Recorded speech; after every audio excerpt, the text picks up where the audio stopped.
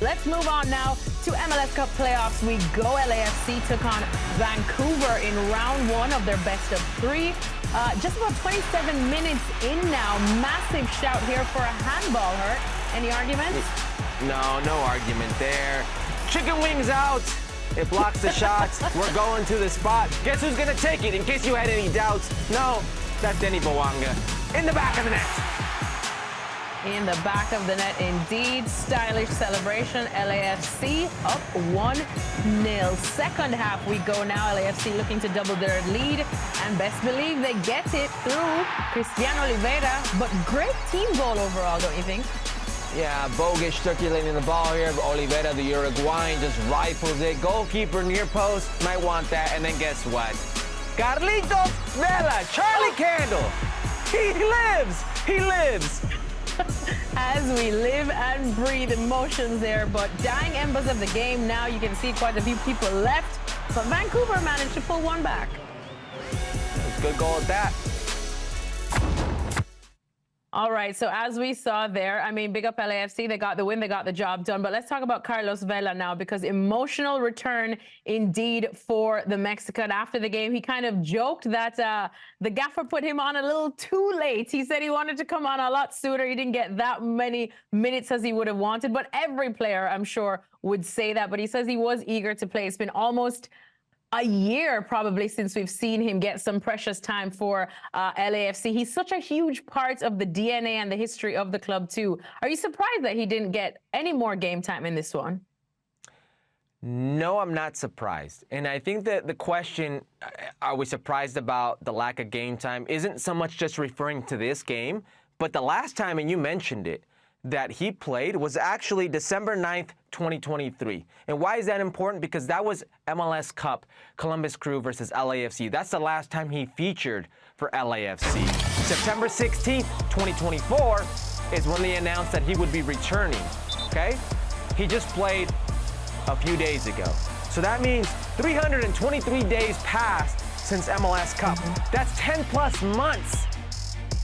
Why is it that September 16th, they announce him, and just recently he plays? That's about 6 weeks that have passed.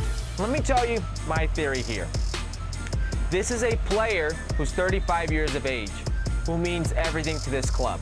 He was a singular piece that started LAFC, a historic player, not only for LAFC, but for Major League Soccer. His single season record will not be broken in quite some time.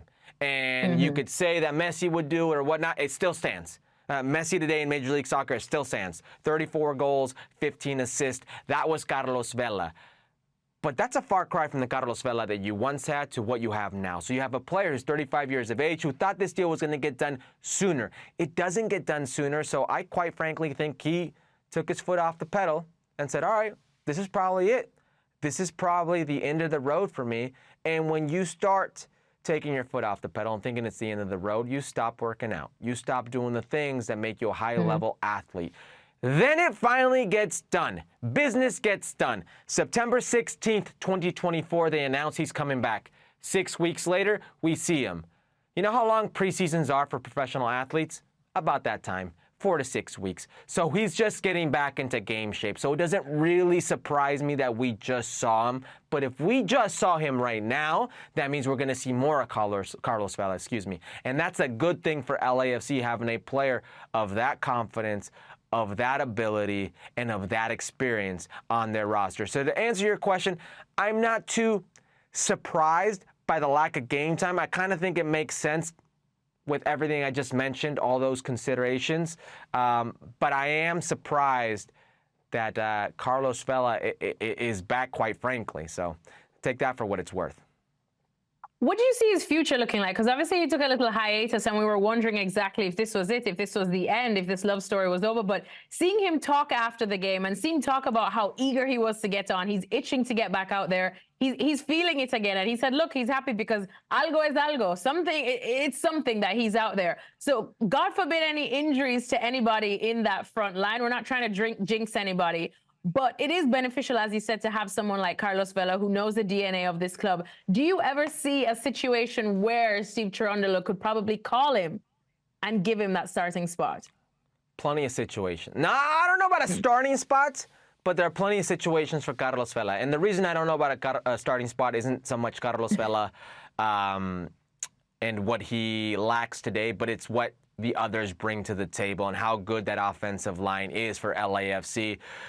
What I will say in favor of Carlos Vela and LAFC right now is I think Carlos Vela was a tactical play, a stroke of genius. And I say this quite often about John Thornton. He's one of the smartest guys out there in an administrative role in Major League Soccer, the president of LAFC.